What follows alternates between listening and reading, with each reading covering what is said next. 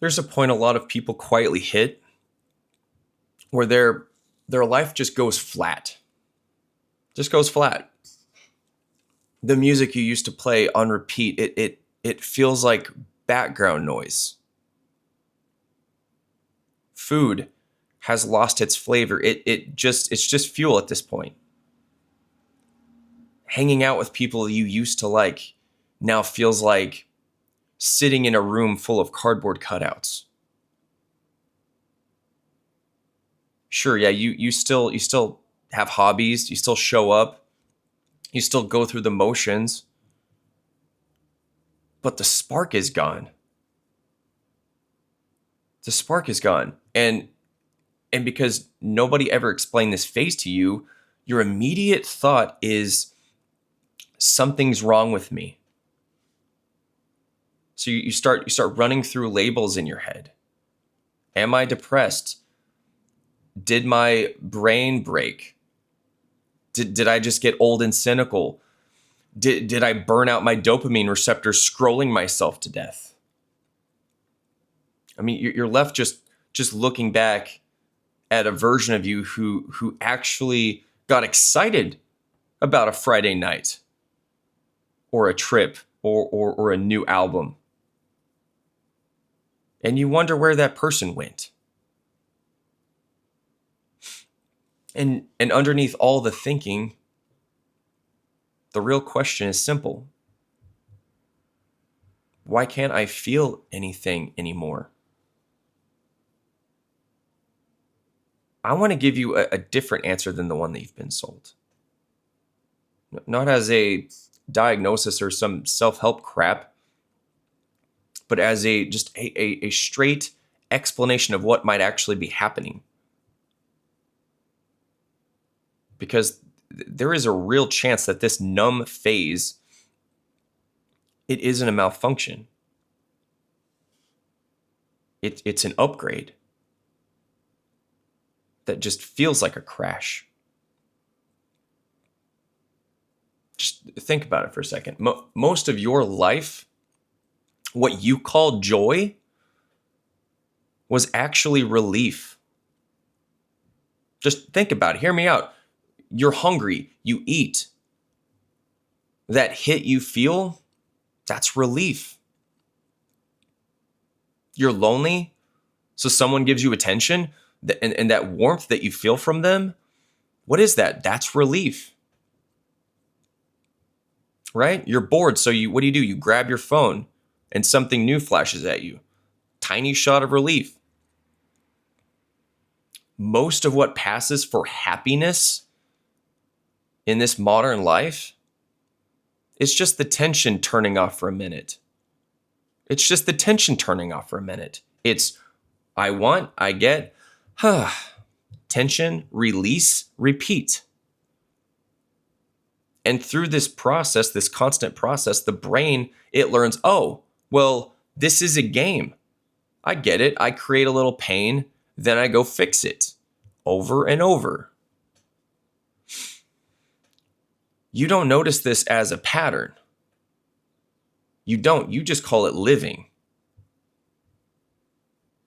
You tell yourself, if I just get this person, if I hit this goal, if I buy this thing, if I travel to this place or to that place, then I'll feel alive again. So you stack these little spikes on top of each other, right? New job, new city, new relationship, new project, new show, new playlist, new identity. And for a while it works. Until one day it doesn't. And what's actually happening when, nothing feels good anymore is it's very simple. What's happening is you're starting to see the game. You're starting to see the game. You start to notice that the thrill of eating, it only exists if you were starving. right? And the rush of a text from someone special, it only feels huge if you were anxious and waiting. The high of buying something, it only hits if you were convinced you weren't enough without it. You start to notice that your brain has been playing both roles the entire time. Both roles. It creates the itch, then it celebrates when you scratch it. Right? It invents the fire, and then it crowns you a hero for putting it out. And once you start seeing this clearly, the old tricks stop working. And that's when the crash hits. Right? That playlist that used to save your mood, it doesn't move the needle anymore. That show that used to suck you in and keep you enthralled, now it just feels like recycled noise. And those big nights out with your friends, it just feels like you're watching yourself from outside your body. But here's the thing. You haven't become dead inside. That's not what's happened. What's happened is you've lost the ability to be easily distracted. And that right there is terrifying to you. It's terrifying because distraction is what held your whole emotional life together. Think about it like this, okay? Just imagine that you've lived your entire life in a room with the TV always on, always, right? It's loud, it's bright. There's always something happening, okay? So the noise, it becomes your normal. It becomes your baseline.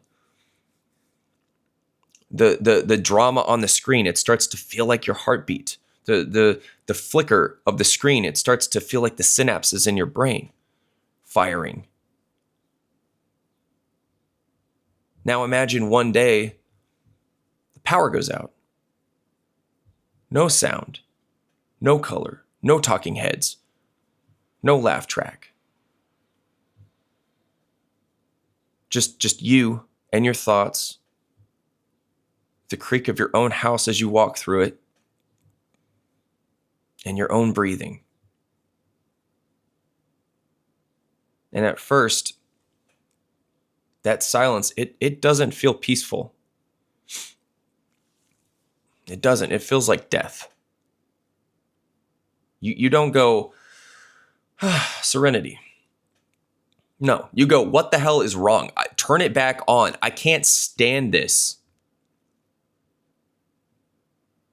And that's the phase that a lot of people are in when they say nothing makes me happy anymore. And it's not that life has become empty. It's that the constant noise has dropped. And your nervous system has absolutely no idea what to do with the quiet. But yeah, most people, they respond to this the only way they know how. They double down on stimulation, right? Well, if the old playlist doesn't hit, well, then we'll just make a new one. They hunt for louder music. If hanging out doesn't feel good, they chase wilder nights. If social media doesn't distract, they just scroll for longer, by God, and into the darker corners of it. If one relationship doesn't do it for them, well, then they'll just start talking to 3 people at the same time. Think about it. It's the same pattern as an addict whose tolerance has gone up, right? The high doesn't land like it used to. So they don't question the high. They just increase the dosage, right? More extremes, more drama, more intensity. And yeah, sure, you might, squeeze a few more highs out of that. I'll give you that. Yeah, but underneath, the same realization is waiting for you. That same realization of, I am not actually solved by any of this. Because at some point, the hit ends. The screen goes dark. The house grows quiet. And you are right back with the one thing that you keep trying to outrun. You. You. In a room with nothing distracting you. Nothing at all distracting you. Nothing distracting you from the fact that you're still here.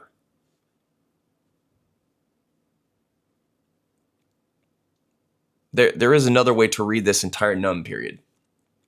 There is. Instead of my joy is broken, you can see it this way. My nervous system is finally tired of running on cheap fuel. My nervous system is finally tired of running on cheap fuel. You've worn out the trick of creating a crisis just to feel the thrill of fixing it. You've worn out the loop of hype, crash, hype, crash. You've worn out the fantasy that the next thing will finally give you a permanent high. Your system is saying, I'm done. I'm not playing this game with you anymore. So everything that ran on fake urgency and manufactured desire, it starts collapsing. And that's what that collapse is what your mind interprets as, I don't care about anything anymore. But look at it closely. Look at it closely. It's not that nothing matters. It's that the way you've been trying to make things matter has stopped working. Every religion, every philosophy, every old guy who actually paid attention to life instead of just grinding through it pointed at some version of the same thing. If your sense of good only exists in contrast to bad, you will never be settled. Ever. I mean, if you only feel up because you were just down, you're stuck on a seesaw forever. Most people, they never question this. They spend their entire life generating tension so they can feel the relief of releasing it. Arguing so they can feel the makeup. Right? Sabotaging so they can feel the comeback. Overcommitting so they can feel the dramatic crash and reset. They call this feeling alive, but it's not aliveness. It's agitation. Just think of a tea bag. You agitate it to extract all the flavor into the water. But you can only agitate it so much. And then the flavor is gone. You are that tea bag. When your system finally gets exhausted with that cycle, it starts to withdraw. And just like coming off any drug, withdrawal doesn't feel like a blessing. It feels like emptiness. Because your body's like, dude, where's the chaos? Where's the spike? Where's the next cliff to jump off? And for once, there isn't one. So it calls the absence of chaos numb. Numb. Let me give you a simple picture here. So imagine a guy who spent years just chasing experiences, right? Travel, parties, hookups, new projects, new businesses, new everything. Okay? On paper, yeah, he's living his best life. But in reality, he's never been able to sit alone in a room without reaching for something. If you took a screenshot of his life, it would look impressive on the surface. But if you took a screenshot of his internal state, it would just be a constant low-grade panic. And then one day he burns out. The excitement, it stops working. He can't get into the trips. The dates, they're redundant. They just feel repetitive. That the work that used to get him high doesn't get him high anymore. And so his interpretation of this is that he's lost his edge. He says to himself, man, I'm washed up. I've lost it. I'm not the man I used to be.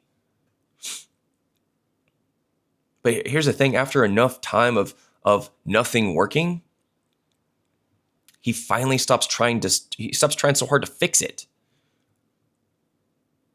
He sits in his kitchen, just think one morning he sits in his kitchen with no music, with no phone, just a freaking mug of coffee. He's not inspired. He's not in awe. He's just here.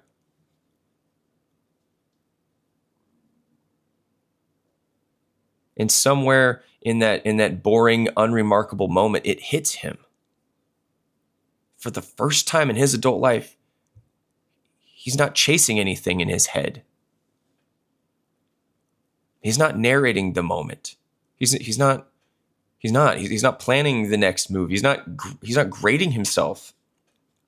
He's just alive, drinking coffee in a quiet room. And it's fine. It's not amazing. It's not awful. Just quietly, solidly fine.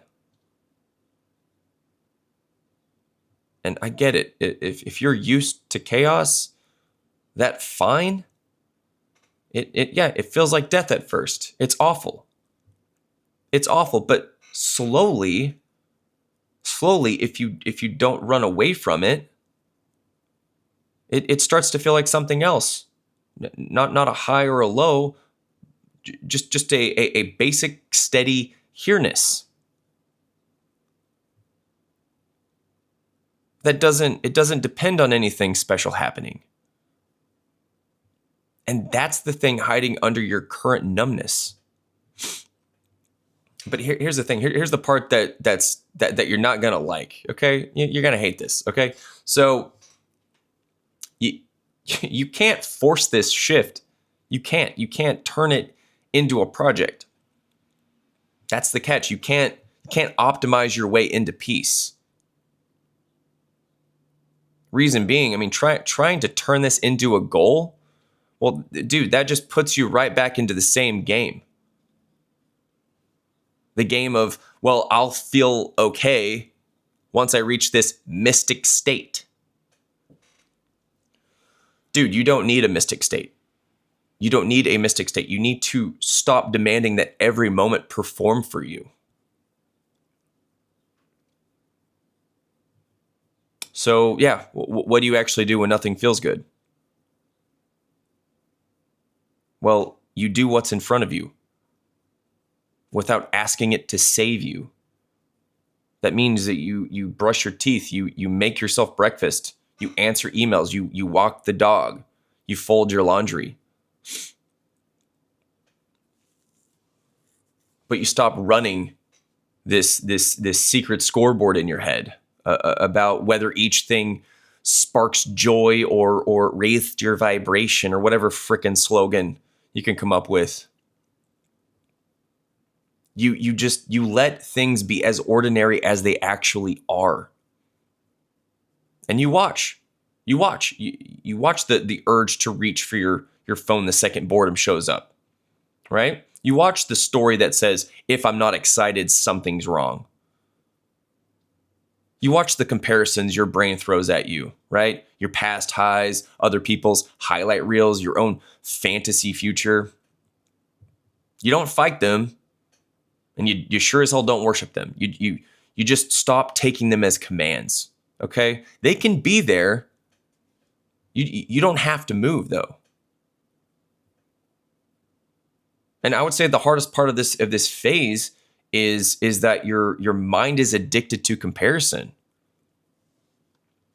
It's addicted to it. It keeps saying, hey, remember when we used to feel passionate, right? Look how happy they look on their trip.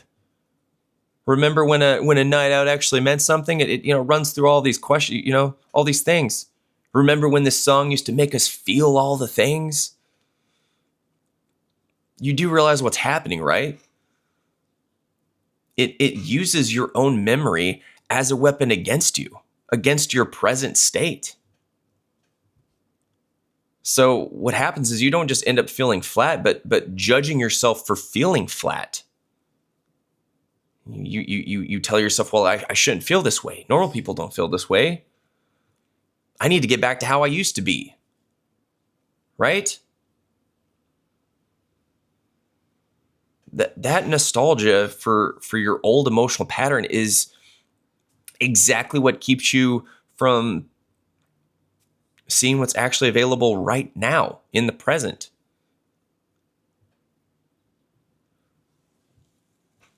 Because, I mean, here's the uncomfortable truth. I mean, you might have outgrown the way you used to feel good. You might have outgrown it, the way that you used to feel good. Right? The candy no longer works because you're not 5 anymore. Right? That Starburst doesn't hit the way it used to back in grammar school. The cheap drama, it no longer works because you're not freaking 17 anymore. Okay? The status hits and the performance highs, they don't land because you've seen behind the curtain. Your consciousness has gotten bigger than the rewards you're offering it. This isn't you failing. This is your old reward system failing to keep you asleep. That's what's happening. So where does this go? Not to permanent bliss, not to some endless motivational high. Those are just new costumes for the same chasing. What's on the other side of this? If you let it unfold instead of, constantly trying to rewind, is something less glamorous and far more solid.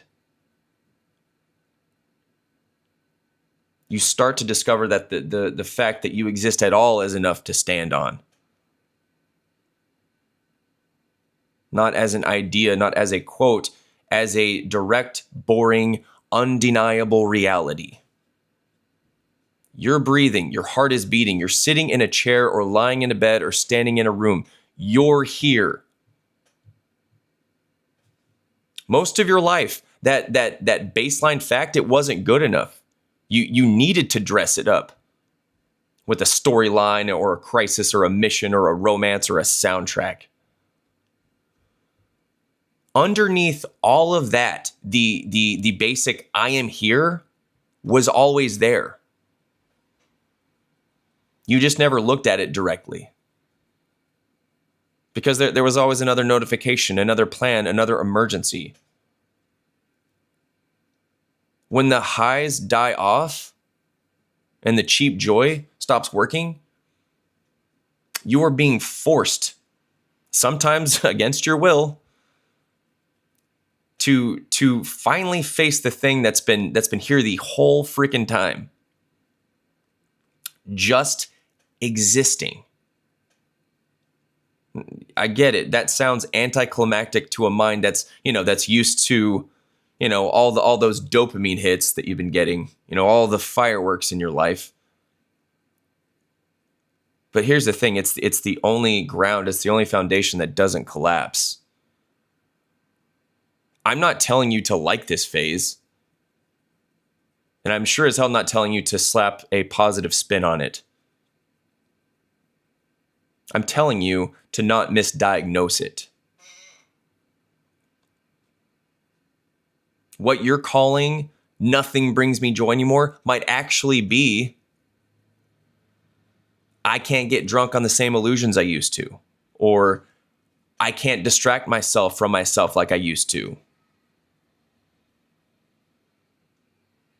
That's not a small thing. That's huge. That is a turning point. Does that mean you never enjoy anything again? No. No, it means enjoyment stops being your religion. You still eat good food, but you're not asking, dinner to fix your whole life. Okay, yeah, you're still listening to music, but you're not asking a playlist to fill a hole in your soul. Okay, you still see people, but you stop making them your only source of meaning. And yeah, the flavor comes back, but on different terms. Not as a fix or a drug, just as part of being alive. So yeah, I mean, if you're in that place right now where everything just feels washed out and stale, here's a couple of simple things. Stop chasing your old highs. Okay? They're gone. Stop grading every day on whether it blew your mind, bro. Whether it blew your freaking mind. That's a child's metric. Okay, 3 things. Stop assuming numbness means you're broken. Sometimes it just means the noise is finally fading, okay? Do what's in front of you, okay? Let this phase be exactly as dull and unremarkable as it feels. Just watch what your brain tries to do to escape it. And don't rush to cover it with more stimulation. You don't have to like it, okay? You don't have to call it beautiful. You just have to stop running. You have to stop running from it long enough for something quieter and far more trustworthy than joy, as you used to know it, to show up on its own. Dude, you're not malfunctioning. You're outgrowing your old sources of fake joy. And underneath all the boredom and the flatness and the I don't care anymore, there is a very simple, very steady fact patiently waiting for you to quit sprinting. You're still here. Quit running from it. Quit sprinting. You're still here. Not as the main character in a constant movie, and not as a consumer of endless highs. Just as a living, breathing human being in this moment. And yeah, it doesn't look like much. But it's the only thing that was ever real.